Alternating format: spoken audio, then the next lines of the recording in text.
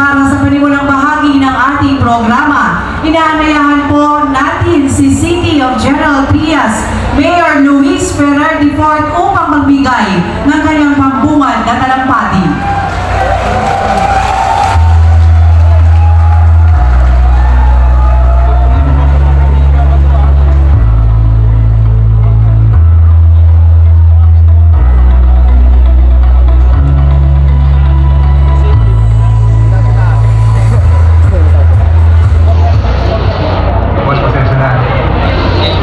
DILG Secretary Benhur Ablo, sir. DA Secretary Francis Noel, sir. Boss John Remulla, Senator Bong Revilla, sir. Senator Francis Tolentino, Vice Governor Athena Tolentino, Kong Jolo Revilla, Kong Lani Revilla, Kong Brian Revilla, Kong Aniela Tolentino, Kong Ping Remulla, Kong AJ Advincula, at syempre ang ating mahal na kapatid, Kong Moni Ferrer. Yan, ha? Sa lahat po ng mga mayors po na narito, sa lahat po ng mga board members, di na po isa din, mga vice mayors, councilors, magandang mapagpalang umaga po sa ating lahat. Sa ating mahal na Pangulong Bongbong Marcos, sa ating mga kasamang opisyal at kapwa po lingkod bayan, at sa ating mahal na kaubayan sa Lawigan ng Cavite, magandang umaga po sa inyong lahat. Maligayang pagdating po sa aming mahal na lungsod ng General Trias. Mapalad po ang aming lungsod na mapili upang maging tulay sa paghatid ng tulong sa humigit kumulang 25,000 mga Caviteño. Lahat ng ito ay mga mangisda, mga pamilyang Caviteño na naapektuhan ng oil spill. Una, pasalamat sa ating mahal na Panginoon dahil may leader po tayo na tumutugon lalo na sa panahon ng pagsubok at hamon sa ating kabuhayan at kaligtasan. Pasalamat po sa ating mahal na Pangulong Bongbong Marcos. Hindi niya tayo nakalimutan dito sa lalawigan ng Cavite.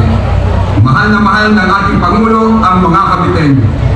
Hindi po biro para sa isang presidente na tayo ay personal na kamustahin at bigyan ng tulong. Ganun po tayo kamahal ng ating Pangulong BBM.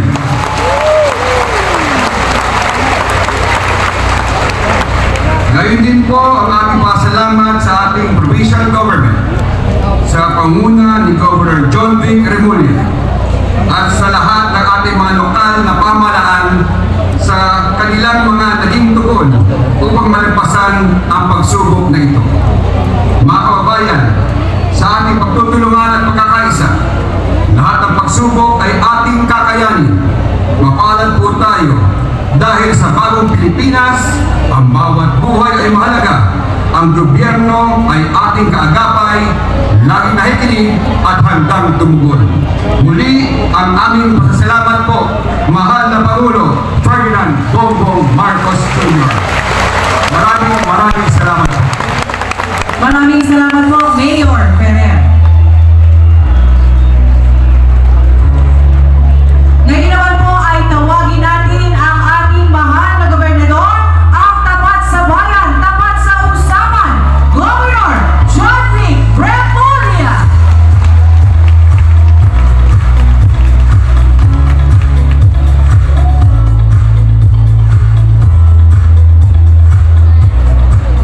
Ating mahal na Pangulo Ferdinand Bongbong Marcos Jr. Palapakan natin siya. Sa lahat ng mga kasama ko na nagkilikod sa ating lalawigan, sa lahat ng aking kababayan, isa-isa nga natin tawagin. Nasaan ang mga taga-Bacoor? Lakasan nyo! Pag mahina sigaw nyo, mahina bigay. Nasaan ang mga taga-Kawit? Yun! Pinakain ng mayor. Nasaan ang mga taga-Duwileta? Mga taga-Duwileta, isang A na dyan.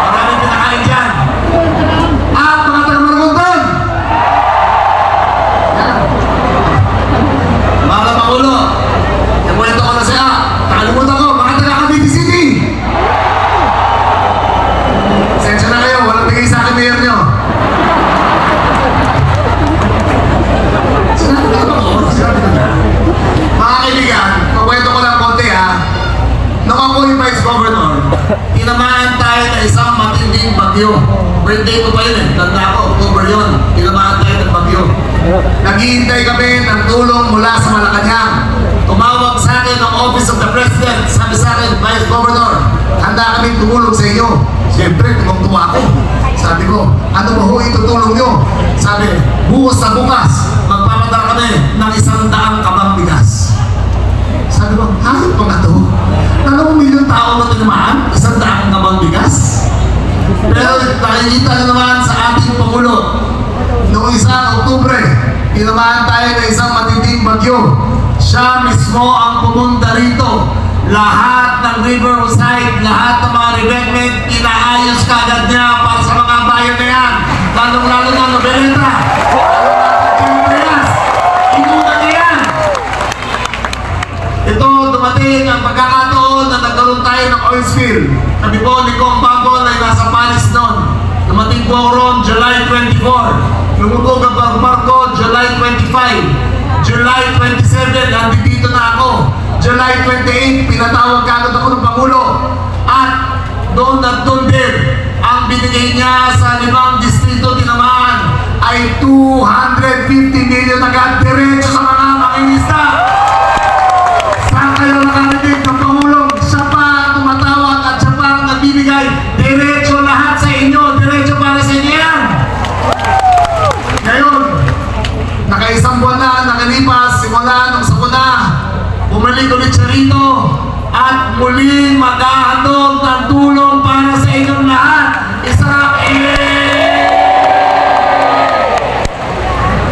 Lahat kayo, nandito kayo, wala sa inyong uuwing luwaan. Lahat kayo magkakaroon ng tulong. Palakpakan natin sa kaya ang Pangulo natin. Ito na lang ang pag-asa natin. Magkatulungan ng lokal at magkatulungan ng nasyonal. Tayo na ang pinakamapalad na mahal tayo ng ating Pangulo. Palakpakan tuloy natin President Bongbong Marcos. Mr. President, maraming salamat sa inyo lahat. Sa lahat ng tulong nyo. Mahal na mahal ka ng Cavite. Mabuhay po kayo. Mabuhay ang Pilipinas. Maraming salamat po. Maraming salamat po, Governor Remulla. Sa puntong ito, inaanayahan po natin si Agriculture Secretary Francisco T. Laurel Jr. upang ipakilala ang ating panauhing pandangan.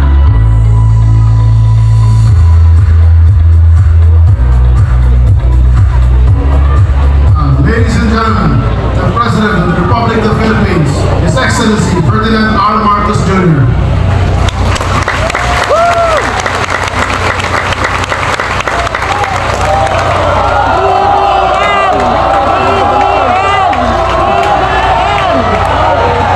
BBM! BBM! BBM!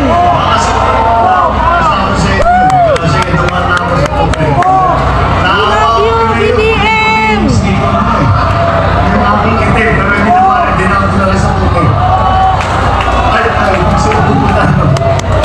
Maraming salamat sa ating kalihim na Department of Agriculture, Secretary Kiko Laurel.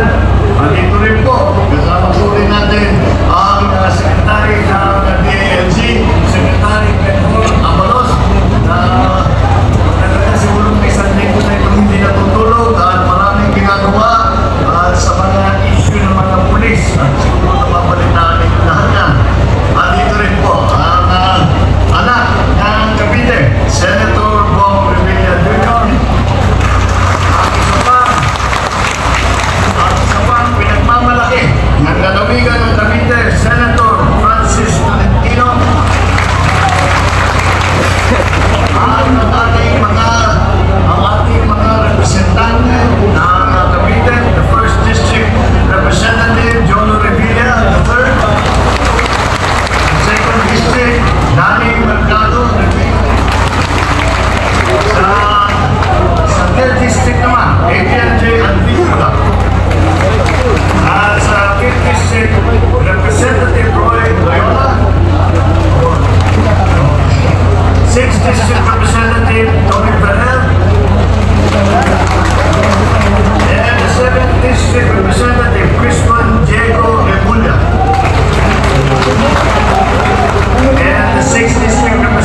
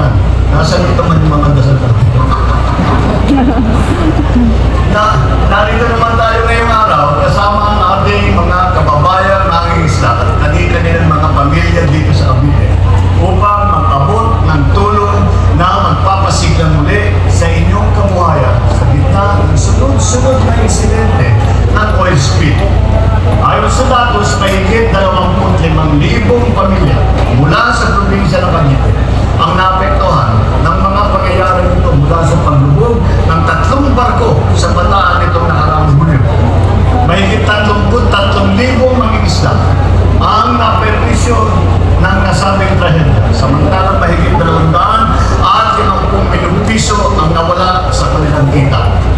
Labis man ang epekto nito sa inyong lalawigan, ako ay naniniwala na sa tulong ng bawat isa, tayo ay makakaahon mula sa pagsubok nito. Sapagkat ang Cavite ay tahanan ng ating mga makasaysayan at magiging na bayan tulad ni Emilio Ginaldo, Mariano Trias at Mariano Antos. Dumadaloy sa inyong mga ugat ang lahing palaban sa hamon ng buhay. Isa itong malaking bahagi ng inyong pagkakaligtan ng simbolo ng inyong panindigan. Ang Cavite ay tahanan din ng ating mga magsasaka at mangingisda na malaki ang ambag sa ating agrikultura at ekonomiya ngayon.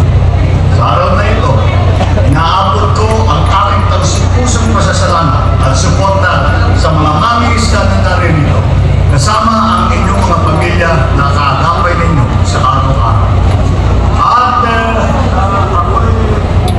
At nasabihan na ako ni ating Secretary si Kiko Laurel ng DA na mula ngayon ay maaari na mag-isda, wala na oil spill, pwede na tulong ang inyong mga. Asahan po ninyo ang pamahalaan ay gumagawa na hapang pagmalibsan at pagmalibsan na inibulot ng mga insidenteng kagaya nito. Hanggang namin na presidential assistance na aming handog sa bawat apektado ng isya ay makakatulong sa inyong pagbago at pagbibigay ng panibagong pag-asa.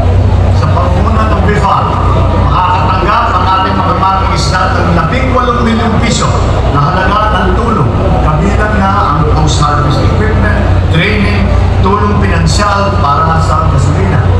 Ang DSWD naman ay nakapag-abot na ng halos 70 milyong pisong halaga ng ayuda para sa mga apektadong pamilya. Naglaan din kami ng 3 milyong pisong standby funds at higit 100 milyong pisong halaga ng pagkain na non-food items.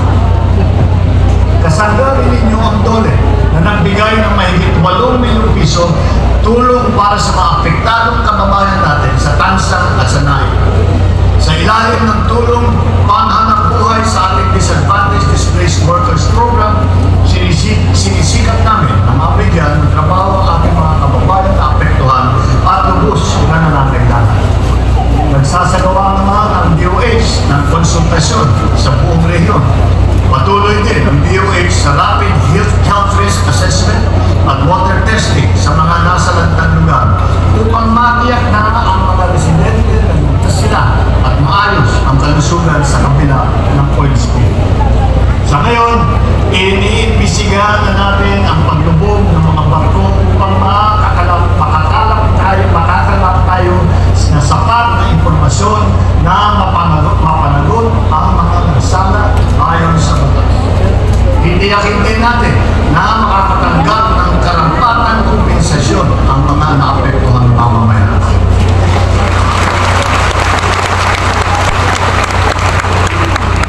Masaya po ibinabalita na matagumpay na nating ipapigilan ang pagtakas ng langis mula sa mga barkong ito, partikular yung Terra Nova, na hindi na ito makapinsala sa ating kalikasan.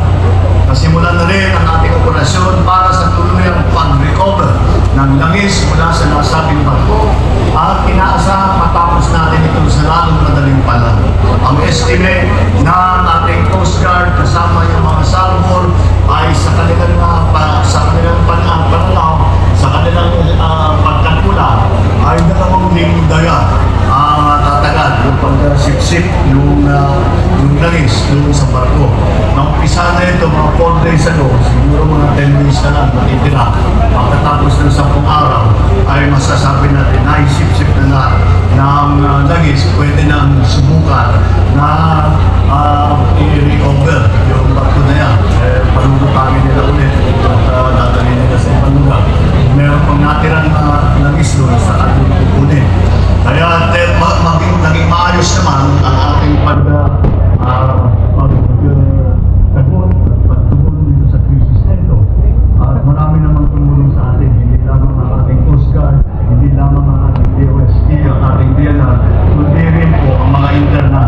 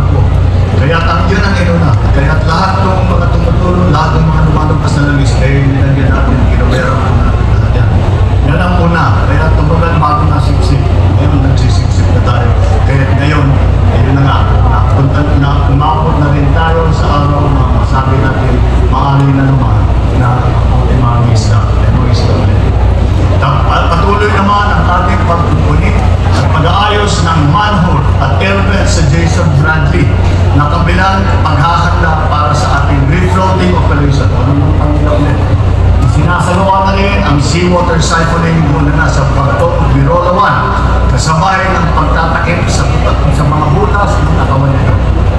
Mga kababayan, kasabay ng pagbibigay namin ng tulong sa mga komunidad, asahan din po ninyo na patuloy ang inyong pamahalaan sa paghahanap ng solusyon sa mga problemang dinulot ng pangyayaring ito. Nagsisikap din kami na bigyan kayo ng panibagong lakas at pag-asa upang malampasan ang dalot na ito. Matugunan ang ating mga kailangan ng nakakaraming Pilipino at mapalakas ulit ang industriya ng pangingisda sa ating. Magiging kaagapay ninyo ang administrasyon nito sa pagpapalawak ng inyong kaalaman at kasanayan sa pangingisda at sa paghihikayat pa sa kabataan na makitaho sa pagsulong ng inyong sektor.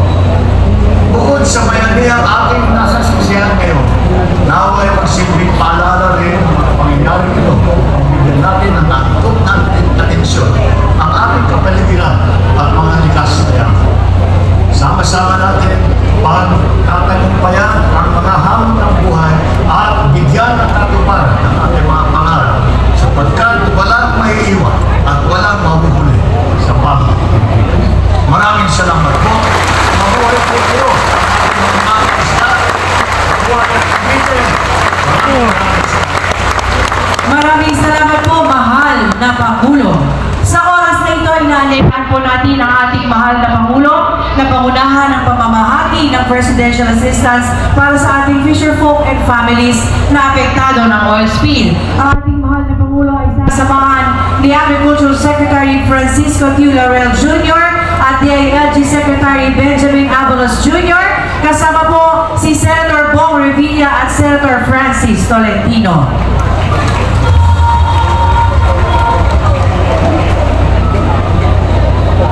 Kasama din po si para sa bayan ng Kawit, tinatawagan po natin si Mayor Angelo Aguinaldo na sumama sa ceremonial distribution ng presidential assistance sa mga piling fisherfolk na sila Leo Enayat,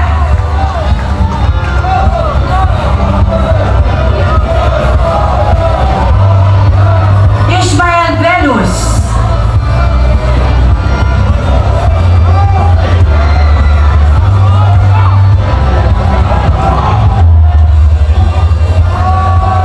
Robertson del Rosario,